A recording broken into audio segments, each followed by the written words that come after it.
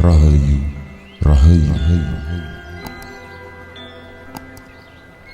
Kita tidak pernah berpikir tentang bagaimana gelisah dan gejolak hati dalam dirinya. Bagaimana pula perasaannya dengan melihat semua yang sedang terjadi ini, baik itu situasi alam maupun keadaan umatnya yang sedang berada di ujung tanduk, seperti bom waktu yang sudah siap untuk meledak, dan itu bisa terjadi kapan saja.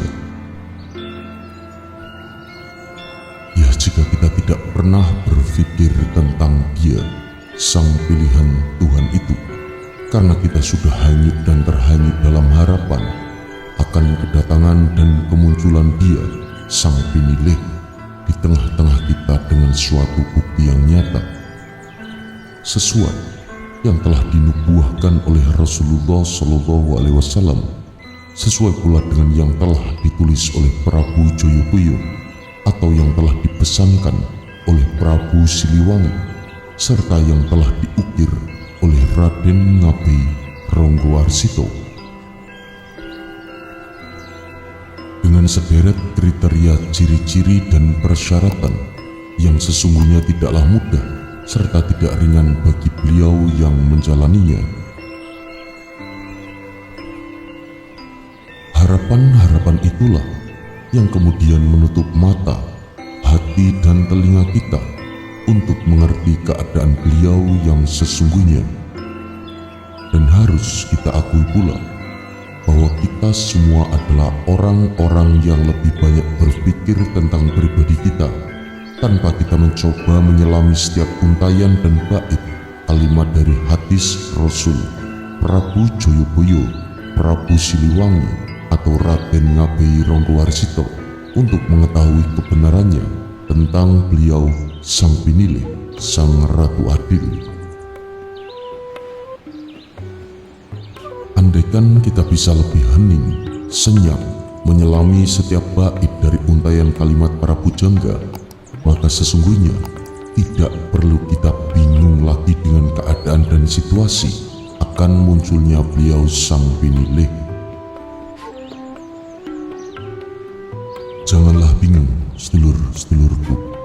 Catat dan tuliskanlah, serta sampaikanlah sebagai keterangan dan penjelasan yang benar untuk diketahui secara umum, agar umat tidak dalam kebingungan untuk mengerti dan memahami tentang kebenaran Sang Ratu Adil, Satrio Piningit itu dengan ciri-ciri yang benar pada saat sebelum dan saat pemunculannya di alam duniamu.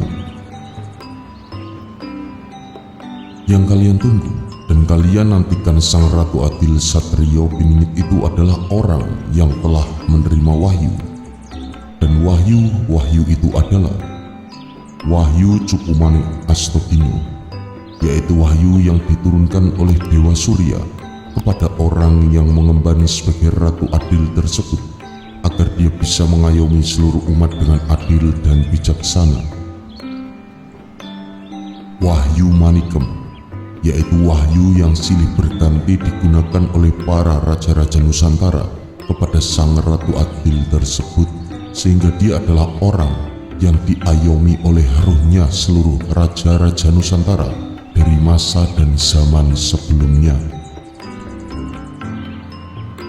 Wahyu Cokro Kembang, yaitu wahyu yang diberikan kepada Sang Ratu Adil tersebut, sehingga dia adalah orang yang akan dikenal keharuman namanya dari bumi perdian Nusantara hingga mencapai seluruh dunia, maka dikatakan sebagai Sang Mercusuar Dunia.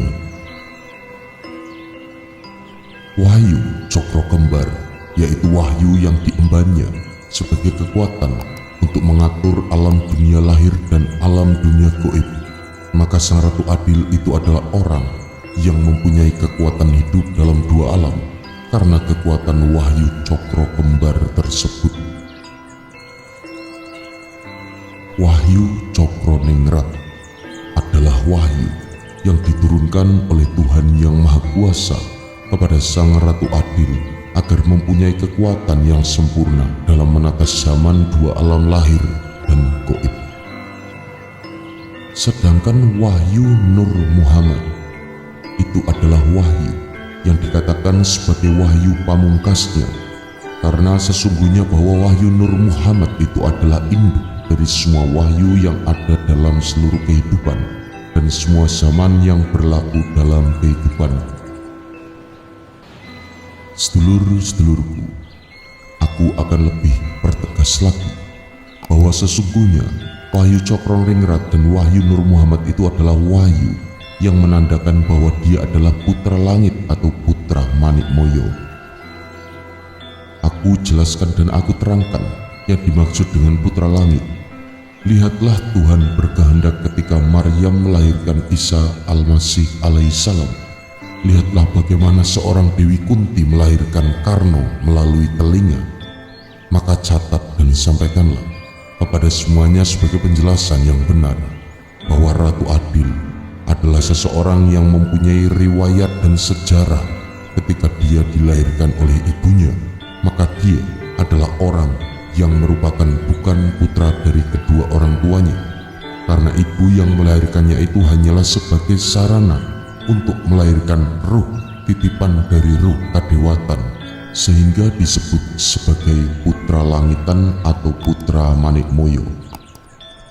Semua keterangan dan penjelasan yang aku sampaikan ini adalah untuk lebih memperinci tentang kebenaran Sang Ratu Adil, Satrio Piningit Imam Mahdi di atas pengakuan banyak orang. Sedulur-sedulurku, jika engkau bertemu dengan orang yang mempunyai riwayat dan sejarah yang seperti telah aku sampaikan tersebut, maka dia adalah Ratu Adil, Satrio Piningit Imam Mahdi yang kalian cari dan kalian tunggu.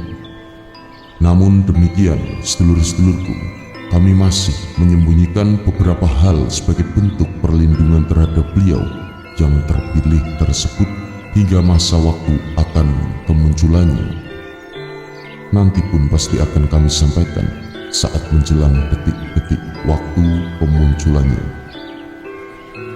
Sedulur-sedulurku, ketahuilah bahwa semua yang aku sampaikan ini adalah sesuatu yang telah kami bahas dalam kegaiban, sehingga telah disepakati antara yang boleh dikatakan dan yang belum boleh untuk disampaikan.